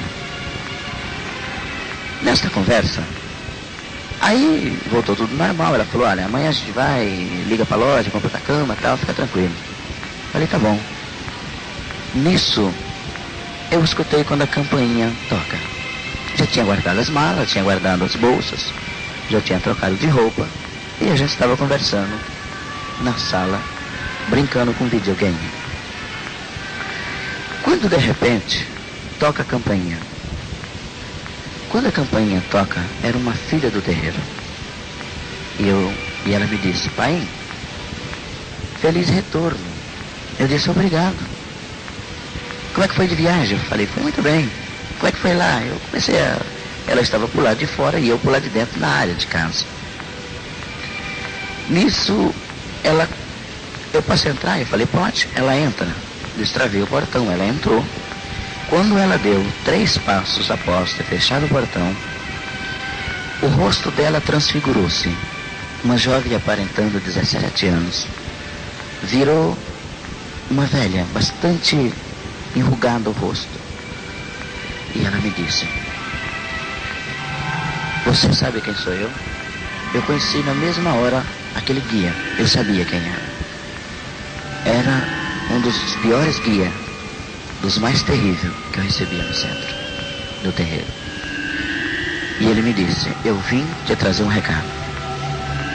Eu quero o sangue da tua mulher numa bandeja de prata. A minha filha, na época, tinha 9 anos e meio de idade. E disse: eu quero o sangue da tua mulher e da tua filha. A minha filha morava comigo nessa época, em uma bandeja de prata. Você vai me dar isso daqui a 14 dias. E quando falou isso, aquele dia saiu daquela moça. Eu fiquei preocupado.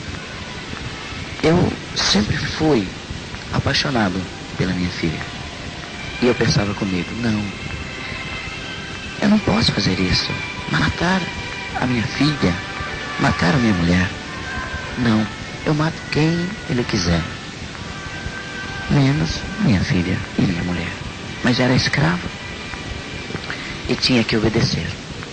Liguei para meus filhos de Deus Cambono, eles vieram, contei para eles em segredo. Eu disse: o meu guia quer o sangue da minha mulher, o que eu vou fazer? E eles me disseram: pai, o problema é do senhor, o senhor que sabe. E eu pensei: tem que haver um jeito. Não contava isso para ninguém, somente pensando comigo: tem que haver um escape. Alguém é capaz de me ajudar. Irmãos queridos, o tempo começou a passar. Ele me deu o ultimato novamente, me dizendo: faltam 7 dias. Eu te dou até a presidência da República, mas eu quero o sangue da tua filha e da tua mulher numa bandeja de prata. E eu perguntei para o guia: o que eu vou fazer? E eles me disseram: inventa uma festa, uma homenagem à sua mulher. E quando eles estiverem naquela festa, você leva eles para o camarim e lá você dê 9 punhaladas. Eu quero o sangue dela numa bandeja. E da tua filha também. Lá no fundo da minha alma eu pensava: tem que haver um escape. Oferecia a outras pessoas. Eu dizia: quem vocês quiserem eu dou, menos essas duas. E eles falavam: não é elas que eu quero. Eu quero é a tua mulher e a tua filha. Porque eles tinham raiva dela, porque eu tinha desobedecido a lei e me casado. Amanheceu uma sexta-feira. Ele me tirou da cama às 3 horas da manhã. O meu guia me disse: sexta-feira próxima é para ser feito o trabalho. Eu uni meus cambonos e disse: prepare tudo. Compre os punhais de prata, as bandejas. Compre tudo o que for necessário para o trabalho. E eles: pai, você vai ter coragem, você vai fazer? Eu disse: eu tenho que fazer. Eu preciso. Quando deu a sexta-feira marcada para o trabalho, o meu papai estava lá em São Paulo numa vigília, porque na sexta-feira era feriado. Da quinta para sexta, o meu papai estava numa vigília. Na vigília, qual o Senhor disse que me salvaria, usando aquela irmã, disse: conta tu nos dedos, dentro de 7 dias salvarei o teu filho. Era 3 horas da manhã. Meu pai, ele iria orar somente 10 minutos, orou até às 6 da manhã, dizendo: Jesus, obrigado. Amanheceu a sexta. Meu pai não foi em sua casa. Ele chamou um irmão que morava perto e disse: irmão, avisa minha esposa lá em casa que hoje eu não vou lá não. Eu vou em Campinas, porque Jesus disse que vai salvar o meu filho, talvez seja hoje. E veio para Campinas, justamente o dia que eu tinha marcado para matar minha mulher e a minha filha. Meu pai chegou, era por volta de 2 horas da tarde. O centro todo preparado. Somente ali na região de São Marcos, Santa Mônica e Campineiro, eu tinha 1.613 filhos de santo credenciados para assistir o trabalho. Os filhos de santo não sabiam de nada, só quem sabia era o meus cambonos. Por isso eles, achando que era uma homenagem à minha mulher, eles trouxeram rosas, presentes, algumas coisas, e deixaram no escritório do terreiro. De repente eu estou na garagem, mexendo em um dos carros, quando de repente a campainha toca. Eu estava no fundo, a minha filha corre e de volta gritando: o vô chegou, o vô está chegando. Meu coração se encheu de ódio. Os demônios se alvoroçaram. E eles falaram, esse velho só vem estragar. Mas não tem problema não, vamos fazer um jeito para ele ir embora logo. Meu pai chegou, entrou, a minha filha, abraçou minha filha, beijou minha esposa. Ele sempre gostou da minha esposa. Então, ele entrou, eu não dei a mão para ele. Eu fiquei com medo, eu tinha medo do meu pai. Mas ele se aproximou e estendeu a mão para mim. Eu peguei sua mão e soltei rapidamente. Nisso, ele entra na sala. Era um dia de festa. E todo o terreiro, os guias estavam firmados. Todas as velas acesas. O meu pai chega e diz para mim, filho, eu quero fazer uma oração de agradecimento a Deus por Ele ter me trazido em paz até aqui. Eu disse, quando ele disse isso, no Espiritismo tem um dizer que diz que todo Exu no seu terreiro é rei. E eu pensei comigo, eu estou dentro do meu terreiro, dentro da minha casa, não vou deixar ele rezar em um Deus a qual não seja o meu. Ele não vai fazer isso. Eu pensei. Quando eu pensei, o meu papai estava de frente do congá. Ele disse assim, você vai deixar assim, porque o sangue de Jesus tem poder. Quando meu pai disse essa frase, algo estranho aconteceu. Eu pensei, quem disse para ele que eu não ia deixar? Eu só pensei, como é que ele sabia? Novamente ele diz para mim, o Jesus que eu sirvo é poderoso. E ele me revela. Eu levei um susto, porque meu pai estava adivinhando o que eu estava pensando, e isso era impossível. Pouquíssimas pessoas conseguiam fazer isso na minha época. Meu papai, semi-analfabeto, adivinhando meu pensamento. Aí eu pensei, só falta ele saber também que eu vou matar minha mulher hoje. Só falta ele saber isso. Quando eu disse isso, irmãos, meu pai levanta o seu braço em minha direção e diz, você ia fazer isso, demônio, mas você não vai fazer mais não, porque o sangue de Jesus te repreende. Aí virou para minha esposa e disse, Lia, esse homem planejou a tua morte hoje, juntamente com os demônios planejaram a tua morte, mas Jesus me mandou aqui para dizer que vive para todo sempre. Eu levei um choque. Ele tinha descobrido o meu segredo. Eu levo a mão na minha arma e pensei, vou atirar nesse velho. Ele descobriu meu segredo, estragou tudo. A minha esposa ficou assustada, olhando. Eu disse, eu vou matar o velho. Ao levar a mão na minha arma, o meu pai caminha em direção à janela, à cortina, e diz, filho, olha para mim. E quando eu olhei para ele, com um ar bastante seguro, me disse, tenta fazer o que você está pensando. O meu Jesus, filho, te destrói se você fizer, ou tentar fazer. Olha por cima do meu ombro. Eu olhei por cima do ombro do meu papai, vi um braço com uma espada. E ele me disse, é o braço do meu Jesus, filho. Ele é o Todo-Poderoso e te destrói se você tentar fazer o que está pensando. Ah, irmãos, meu pai novamente dá um passo em minha direção e diz, filho, o sangue de Jesus tem poder. Eu irei lá orar e você não vai se mexer, porque o sangue de Jesus tem poder.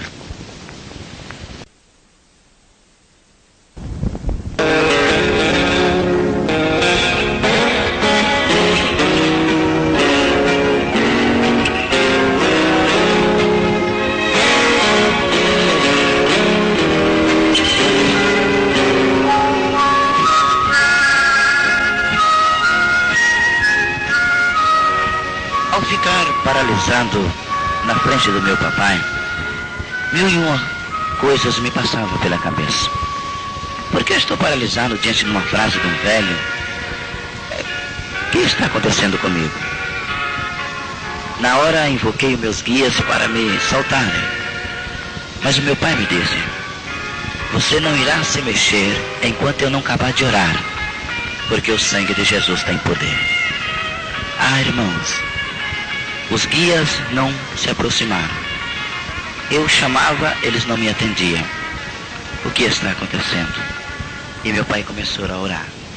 Pôs a mão em meu ombro e disse: ah, meu Pai Celeste, eu sei que tu vives e tem poder para todo sempre. Jesus, obrigado, porque tu disse ainda há pouco que vai salvar essa vida. Quando meu pai disse isto, eu pensei comigo: será que meu pai pensa que um dia eu vou ser crente? Será que ele está pensando isso? E quando ele acabou de orar, ele disse assim: agora você pode se mexer. Somente, Jorge, foi para provar para você que o Jesus que eu sirvo tem todo o poder. Naquela hora, irmãos, uma força estranha se apoderou de mim. Eu não podia fazer mais nada. Tinha algo com meu pai. Meu pai é muito corajoso. Como que ele diz, fala isso para mim e eu não posso revidar?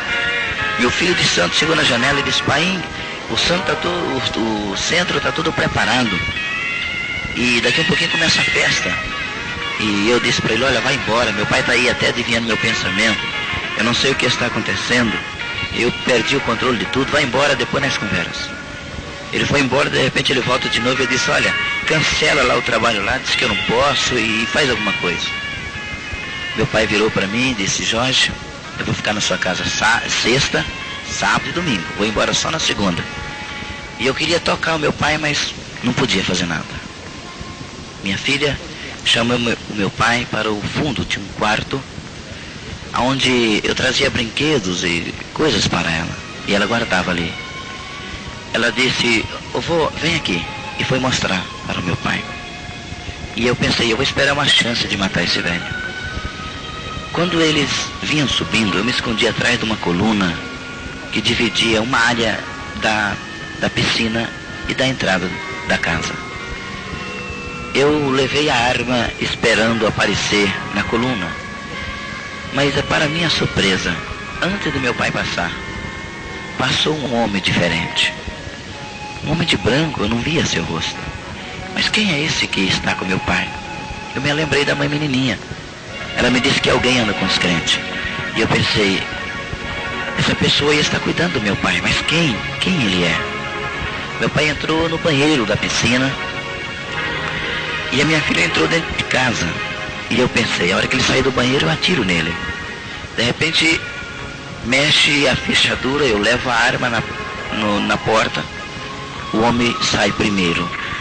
E eu pensei: não tem jeito, não tem como atirar nesse velho. Vou esperar uma chance. Meu pai foi embora só na segunda-feira. Tudo foi cancelado e não fizemos o trabalho. Mas quando foi na outra sexta-feira, tudo novamente. Os convites reformulados. Eu enganei a minha esposa a semana inteira, dizendo que era brincadeira, aquela história que eu tinha fingido na frente do meu pai. E ela sempre desconfiada: não, mas você ficou diferente, seu pai parece que dominou a situação. Eu falei: não, eu estava brincando. Fui mentir tudo novamente. Na outra sexta-feira, tudo combinado, tudo marcado, mesmo horário, 4 horas da tarde, a minha irmã chega em minha casa. Minha irmã ainda é mãe pequena de Umbanda. A minha irmã disse: Jorge, vamos montar um grande centro de magia negra. Por aqui não tem. Tem uns aí, mas é meio frágil, meio frajuta. Vamos montar um grande centro de magia negra. Eu disse: vamos. Vamos sim. E barracão? Aonde nós arruma? Ela me disse: olha, tem um senhor, amigo meu, ele vai vir em casa hoje. E ele tem um barracão e aluga pra gente. Eu disse: mas hoje é o dia da festa. Você não pode faltar. Ela falou: não, eu venho, a festa não vai começar às 11 horas, eu venho mais cedo. Eu falei: tá bom. Ela falou: faz o seguinte, vamos lá para casa, e aí você já conhece ele, você vê que você combina com ele. Eu disse: tá certo. Queridos, eu saí da minha casa, era 8 horas da noite. Eu passei no centro para ver como estavam as coisas. Tudo preparado. Tudo conforme o combinado. Minha esposa não sabia de nada. E nem minha filha. Eu somente falei que era uma festa para homenageá-las. Era festa para elas. Ao passar, em frente à escola Castinalta, Jardim Campineiro, São Marcos e Santa Mônica, a juventude da Assembleia de Deus, se uniram das três congregações e fizeram um grande congresso de jovem, justamente a abertura na sexta-feira. Eu passei em frente à escola 8h10 aproximadamente. A minha filha pediu pipoca. Pai, compra pipoca para mim. Eu disse, tudo bem. Vendo a movimentação, parei, desci, eu e a minha esposa. O moço estava fritando as pipocas. Ele falou, vai sair umas quentinhas, espera um pouquinho aí. Nisso, eu ouvi dentro daquele colégio o hino 36 da harpa. Da linda pátria estou. As vozes se encaixavam. Que coisa bonita, eu comecei a dizer para minha esposa. Como eles ensaiam, como eles cantam bem. Poxa vida, que bonito. Senti alguma coisa, paz. Nunca tinha sentido isso. Estava gostoso ouvir eles. A minha esposa me disse, Jorge, esse pessoal aí é da igreja do seu pai.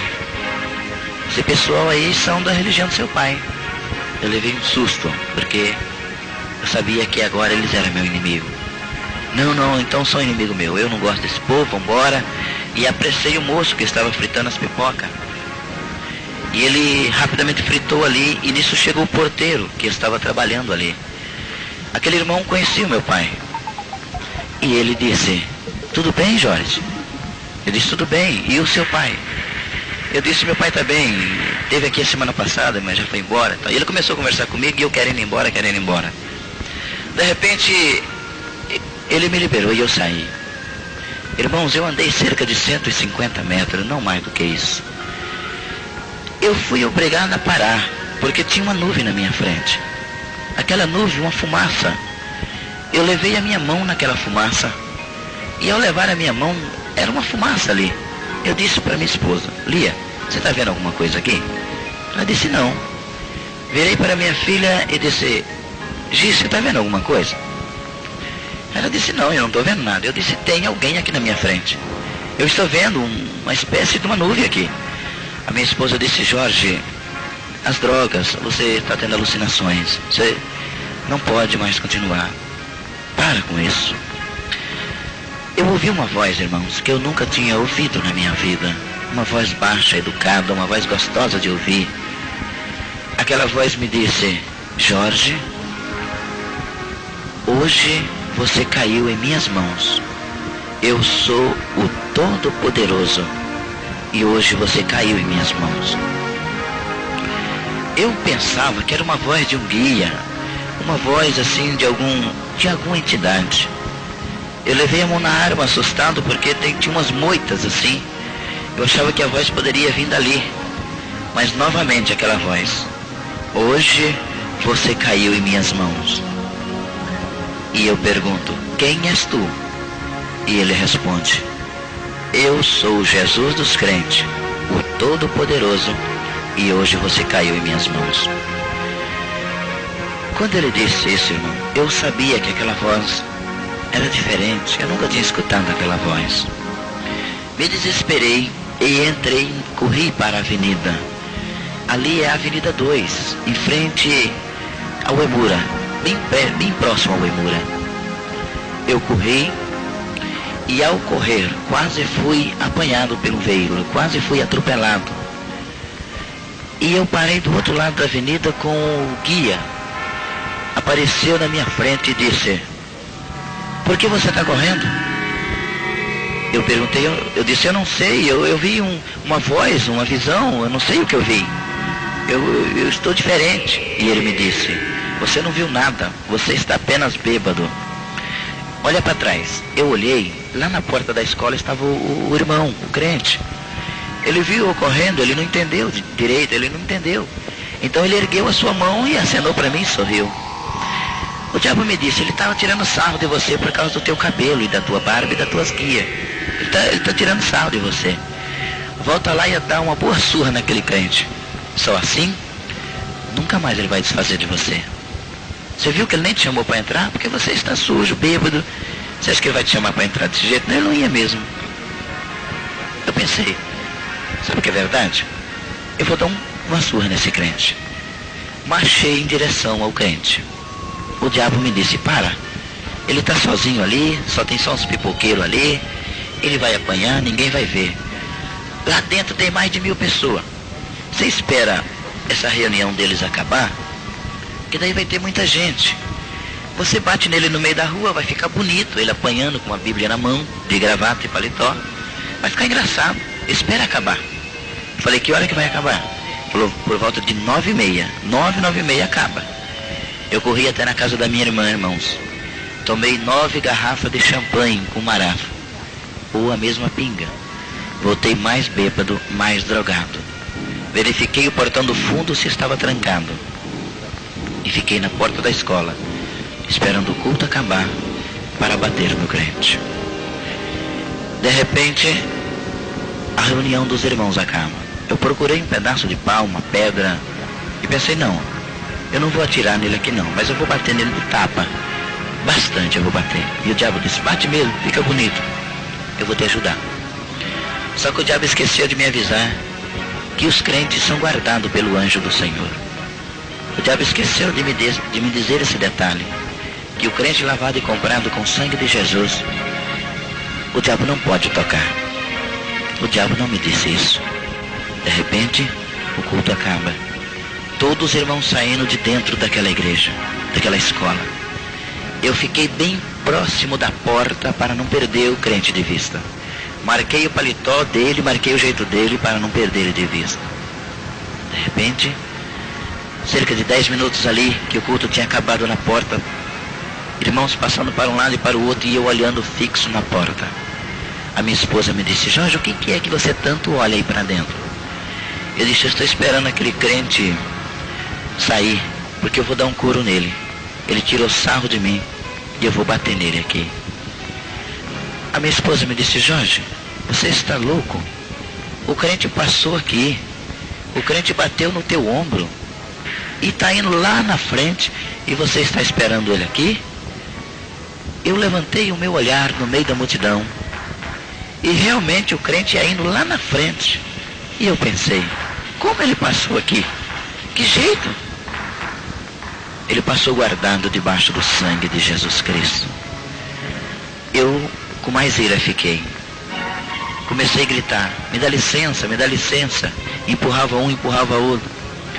Quando os irmãos começaram a ver eu com aquelas roupas, aquelas guias no pescoço, e eu saí correndo atrás daquele crente. Dá licença, dá licença, dá licença. Bem de frente do portão da Uemura, começa a Rua 6. Uma quadra na frente tem a avenida, a Rua 10, que é onde esse irmão mora. Ele mora a terceira casa da esquina. Quando eu cheguei naquela esquina, ele estava abrindo o cadeado do portão. A sua esposa já tinha entrado.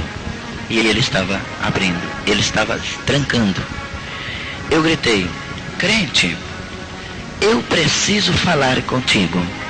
Porque eu vi que ele ia entrar. Ele para e sai para o lado de fora do portão. Deixa o portão encostado. Ele estava conversando com outro irmão de cor. E vários irmãos ali. Porque é bem perto do colégio. O diabo me disse, você baixa a sua cabeça, ele vai com a cabeça baixa. Para ele não perceber que você vai bater nele.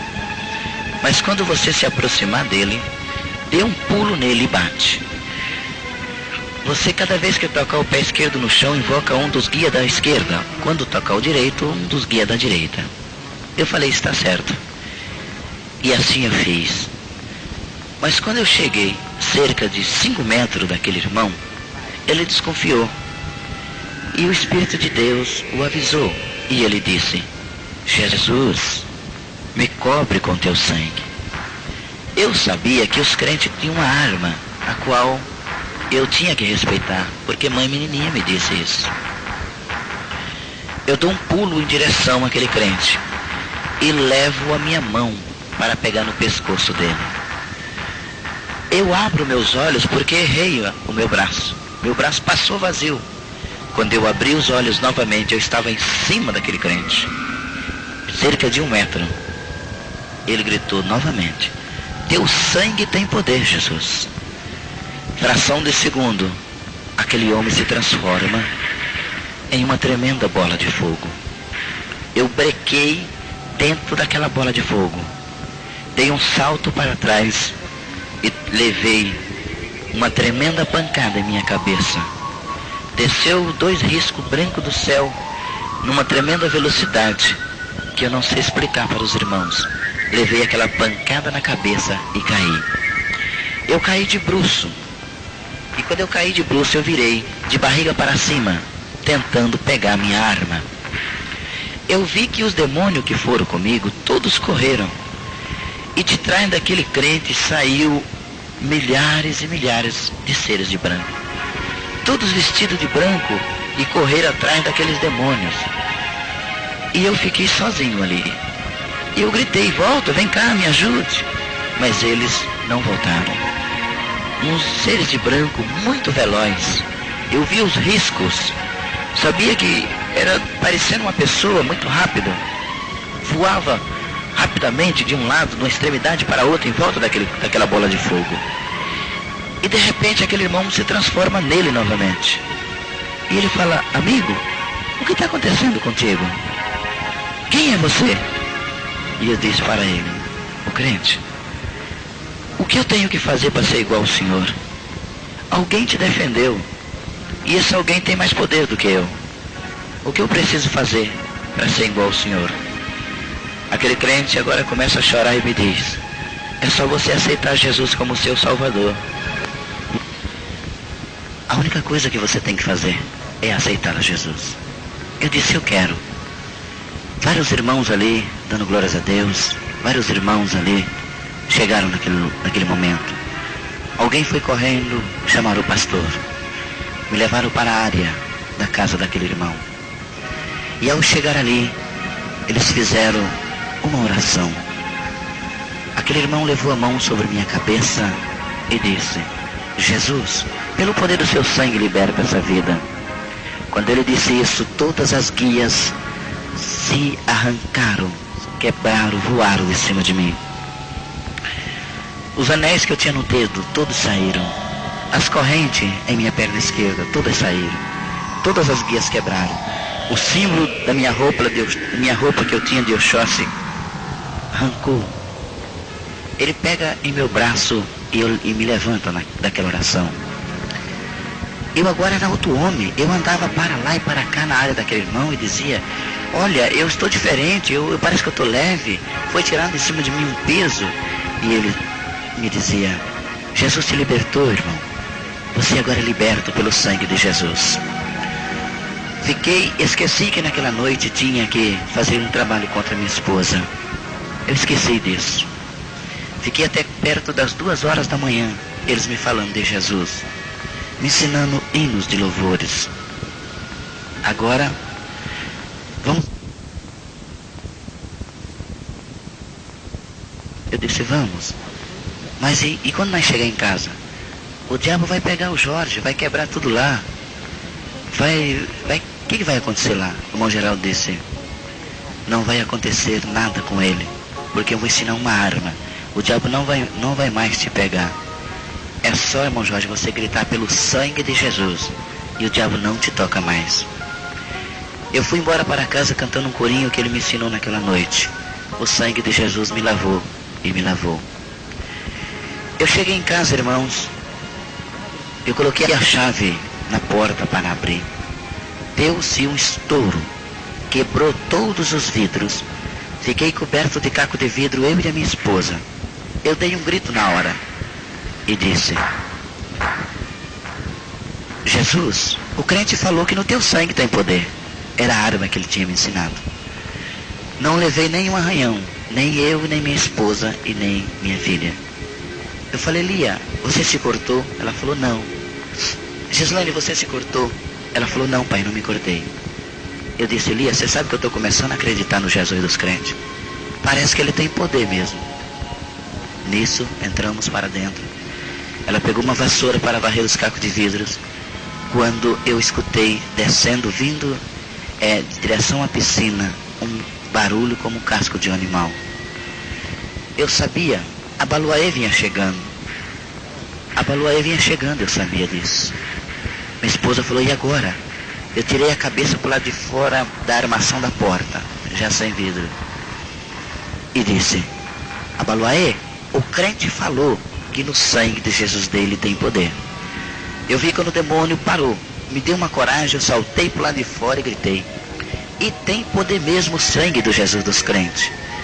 Eu percebi que aquele demônio correu, e eu comecei a gritar no quintal: tem poder o sangue do Jesus dos crentes. Entrei para dentro de casa e disse para minha esposa: irei queimar tudo isso aqui hoje, porque o Jesus dos crentes realmente tem poder. Ela falou: Jorge, deixa para amanhã, o pastor vai vir aqui e ele queima isso. Eu falei: não, eu vou queimar agora.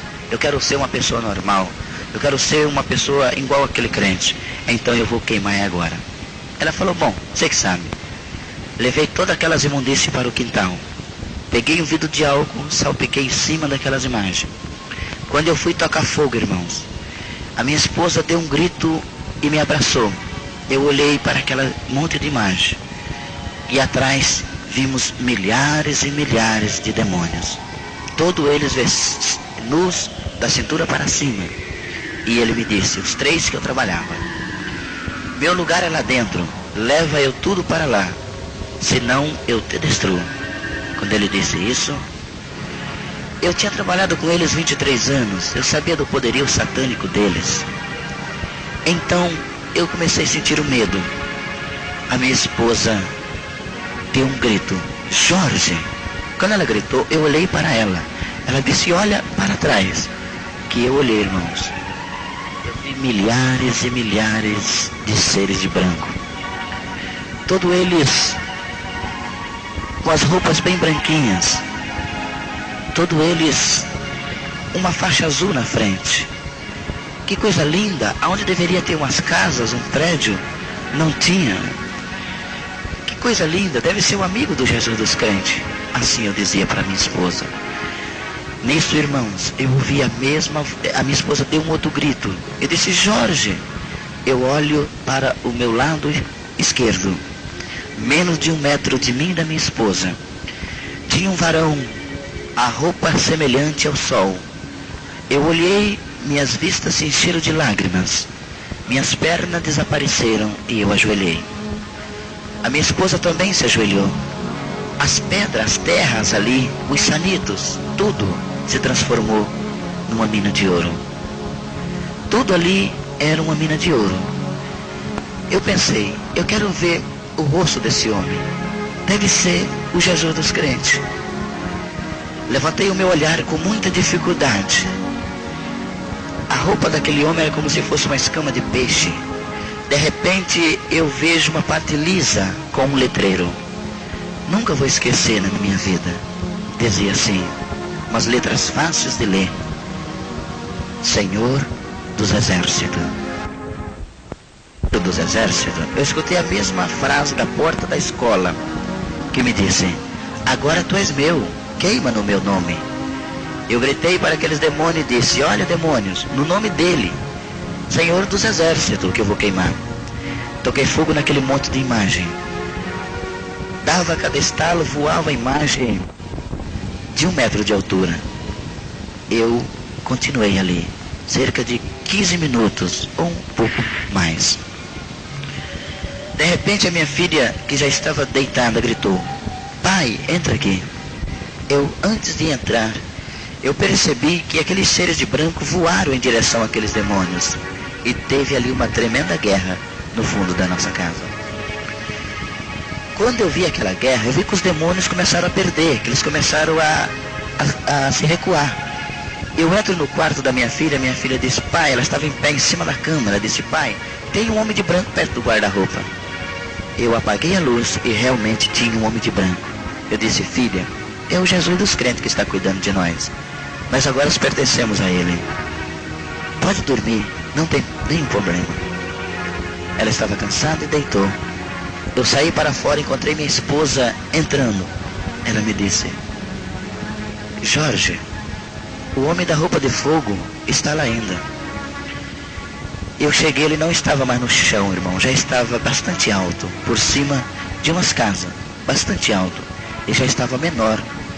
E já dava para me ver muito bem, de costa, aquele varão. E ele me disse, eu me ajoelhei e disse, eu sei que tu és o Jesus dos crentes.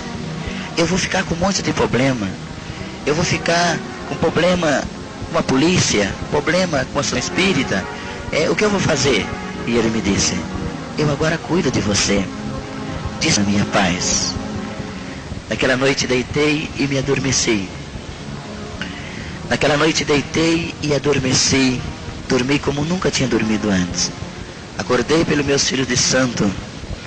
Pelo meu filho de santo me acordando. Pai, o que aconteceu? O senhor não foi lá na festa? Todos ficaram preocupados. O que aconteceu? Eu disse, eu agora pertenço ao Jesus dos crentes. Eu me converti a ele. E os crentes falaram que o Jesus dele vai me dar felicidade. E eles falaram, pai, a associação espírita não vai gostar disso. Eu disse, o diabo ontem veio aqui, não gostou nada, mas o Jesus dos crentes me defendeu. Por isso eu vou ficar com o Jesus dos crentes. A partir daquele momento, o inferno inteiro revoltou-se contra mim. A associação espírita, os amigos, até mesmo os familiares, todos revoltaram. Todos eles. O que eu vou fazer? O Jesus dos crentes, ele continuou ao meu lado.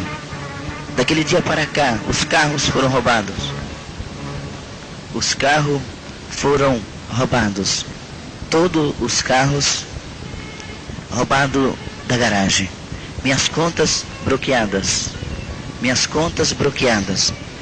O inferno inteiro revoltou-se. Não fiquei com dinheiro nem para comprar pão para minha filha mais velha.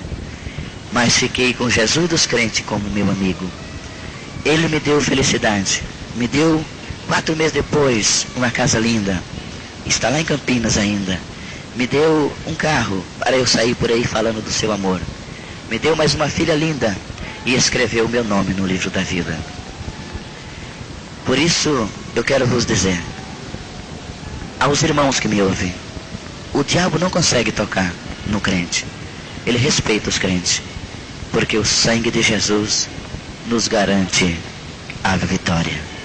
Que Jesus em Cristo vos abençoe cada coração, hoje e para sempre. Amém.